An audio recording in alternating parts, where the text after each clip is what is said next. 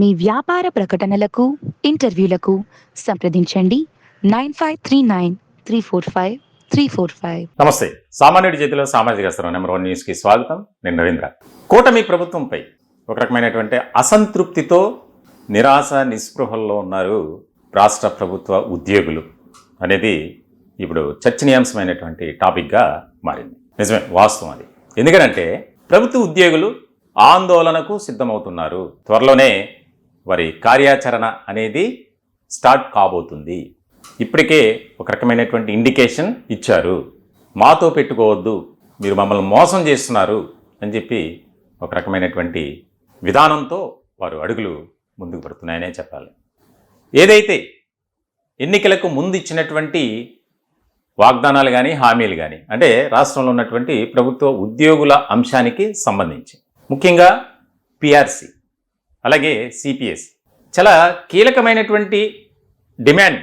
అంటే వారు న్యాయబద్ధంగానే అడుగుతున్నారు, కానీ ప్రభుత్వం మాత్రం సానుకూలమైనటువంటి స్పందన మాత్రం ఇవ్వడం లేదు అనేది వారి యొక్క అసంతృప్తి. రాష్ట్రంలో ఉన్నటువంటి ప్రభుత్వ ఉద్యోగులంతా వైఎస్ఆర్సీపీకి ఓట్లు వేయకుండా ఈ కూటమిని అధికారంలోకి తీసుకురావడానికి ఉద్యోగస్తులు వారి కుటుంబాలు పెద్ద ఎత్తున సహాయపడ్డారు. అది ఒప్పుకొని తీరాలి. కానీ కనీసం కూటమి అధికారంలోకి వచ్చిన తర్వాత ఉద్యోగ సంఘాల నేతలతో ఎలాంటి సంప్రదింపులు జరపలేదు. అదొకటి ముఖ్యమైనటువంటి కారణం.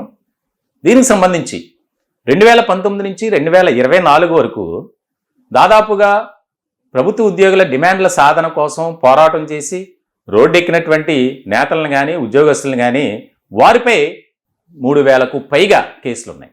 కూటమి అధికారంలోకి రాగానే ఆ కేసులను ఎత్తివేస్తాం. అలాగే పిఆర్సి ఖచ్చితంగా అమలు చేసి తీరుతాం. సిపిఎస్ విషయంలో ఆలోచన చేస్తాం. ఇలా ఎన్నో పెండింగ్లో ఉన్నటువంటి డిఏలు కానీ అన్నిటిని కూడా మేము మీకు పరిష్కరిస్తాం.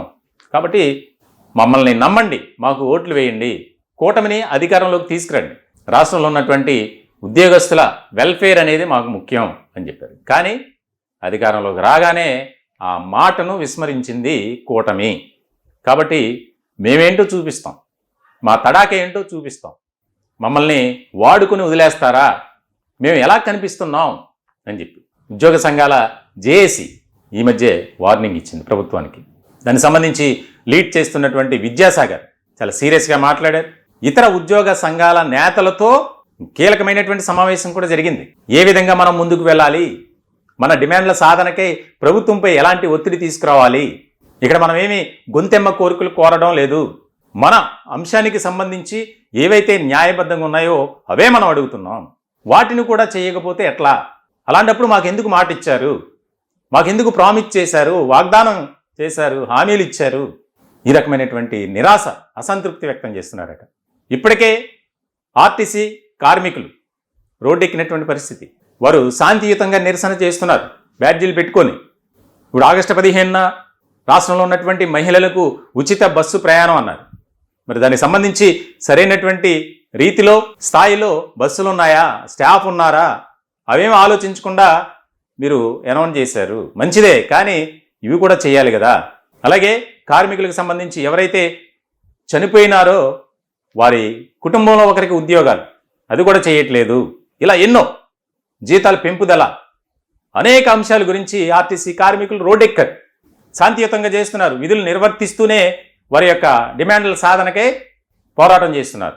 మీరు ఇప్పుడు కూడా స్పందించకపోతే మేము తీవ్రమైనటువంటి ఉద్యమాన్ని రాష్ట్ర వ్యాప్తంగా చేస్తాం అని చెప్పి మొత్తానికైతే రాష్ట్రంలో ఉన్నటువంటి ఉద్యోగులు చాలా కీలకమైనటువంటి అంశంగా దీనిపై చర్చ జరుగుతుంది. మరి రాష్ట్ర ప్రభుత్వం ఎట్లా దీన్ని సాల్వ్ చేస్తుంది అనేది కూడా ఇక్కడ ముఖ్యమైనటువంటి అంశం. ఎవరైతే అవుట్సోర్సింగ్ కాంట్రాక్ట్ ఉద్యోగులు ఉన్నారో వారిని రెగ్యులరైజ్ చేయాలి, పర్మనెంట్ చేయాలి అనేది కూడా ఒక ముఖ్యమైనటువంటి అంశంగా చర్చ జరుగుతుంది. కేసుల్ని మేము తీసేస్తామని చెప్పినటువంటి కూటమి ఎందుకు ఆ విషయం గురించి మాట్లాడట్లేదు? పిఆర్సీ విషయం గురించి ఎందుకు మాట్లాడట్లేదు? ఇతర పెండింగ్లో ఉన్నటువంటి అంశాల గురించి ఎందుకు మాట్లాడట్లేదు? కనీసం ఉద్యోగ సంఘాల నేతల్ని పిలిచి మాట్లాడించుకోవడం మీకు తెలియదా? మేము ఎలా కనిపిస్తున్నాం అని చెప్పి చాలా కోపంగా ఉన్నారట ఉద్యోగ సంఘాల నేతలు.